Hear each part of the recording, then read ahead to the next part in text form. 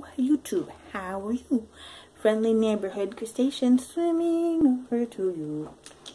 So, sorry, I had to cough there. I had to cough tickle in my throat and it wanted to come out. So, anywho, we've got down to, in our study of the Bible, down to Genesis chapter 1, verses 3 through 5. Now, why I'm doing a group of verses here, because I want to keep the cohesiveness of the verse. In the next following videos, I will look at each verse individually and, you know, the language and things like that. So, we're going to do that. We're going to do that. So, first of all, what we say is happening here. God spoke. God enacted the universal law. But look, wait a minute. Rewind. What verses are we talking about, crustaceans? You're getting ahead of yourself again. You got that ADD and you just want to, boom. So slow down. So, thinking about Genesis chapter 1, verses 3 through 5. And God said, let there be light. And there was light. And God saw the light, and it was good. And God divided the light from the darkness. And God called the light day, and the darkness he called night. And the evening and the morning were the first day. So let me go back to say, God spoke. God said, let there be light. So he interacted the universal law. Lights came on. God flipped a switch. He said, "Hola, let's light it up." This light is not itself a substance of substance, but it's a condition or state of matter. This is the primeval light that probably electrified and derives from the condensation and friction of elements as they begin to arrange themselves in order. That comes from Wilcott's commentary. Again, we look at verses 3 through 5. The evolution of the cosmos was accomplished by a series of divine formations, works which intended over a period of six successful days. And that comes from the pulpit commentary. And we'll look later on the 6 days, but this is the first day we're talking about.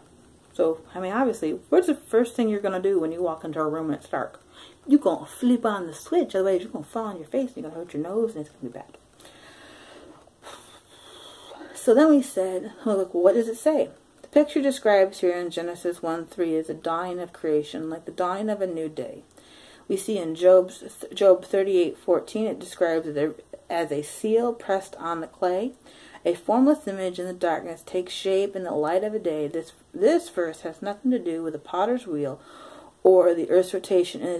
In the ancient world, each day was a new creation. In Egypt, the sun was reborn each day. There are several Old Testament verses that indicate the differences between daylight and sunlight. And then we see that comes from the Institute for Biblical and Scientific. Okay, then we go. Then there was a series of days. God refashions the earth. On day 1, he separates day from night, describing a viewpoint on earth. On day 2, he separates waters from waters. Okay, and that comes from a Bruce Gehrig. And we'll talk about the waters a little bit later, but right now we're just focusing on the light and the day in the first day. Okay, so creating the world is work, obviously. In Genesis 1, the power of God's work is undeniable. He speaks worlds into existence, and step by step sees the prodal example of the right use of power.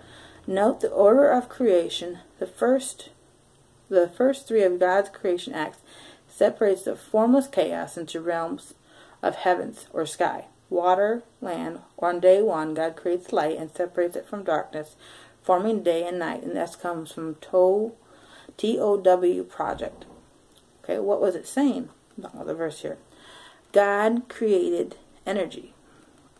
God could use it as easily, or perhaps more easily, as have created waves of light energy, as he could have constructed material bodies in which possesses function which generates light energy.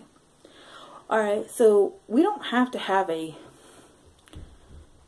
Okay, so what we're saying here is the light he created is not like the light from the sun. It's actual energy. And when you have things that are moving fast, they light up. They, produce a light. I don't know how to say it. I'm not a scientist. So, God created energy. Okay, so then we see that most of the visible light emanated from one direction in space. Further, the newly synchronized Earth becomes now to rotate on its axis, is shown by the establishment of synchronical succession of day and night, which has continued ever since. So what they're saying here is God created light, so thus He created day and night, because of this axis of the Earth and the synchronization of all of that and the energy. Okay, so then we see the use of the word day is in Hebrew is yom. I will probably get into that a lot later, but in Genesis 1:5, it is first cohesiveness in Scripture, and here it is specifically defined by God as light in its synchronical succession of light and darkness, which has ever since been constituted a solar day. Since the same word is used in defining all later yoms as used for the first yom, it is incontrovertible that God intended us to know that the days of creation here were the same duration as natural solar days. Now, why that's important is because there is a debate on whether the days of creation are actual 24-hour days, or if they're thousands of years, or if they're billions of years, or if they're whatever. So what's he saying from the language here and how the words are used, that it is a natural, solar day. Okay, then we have the day is done. The use of evening and morning in order is significant, as each day works is accomplished during the light. There was a succession of God's activity during the darkness. Consequently, there was nothing to report between evening and morning.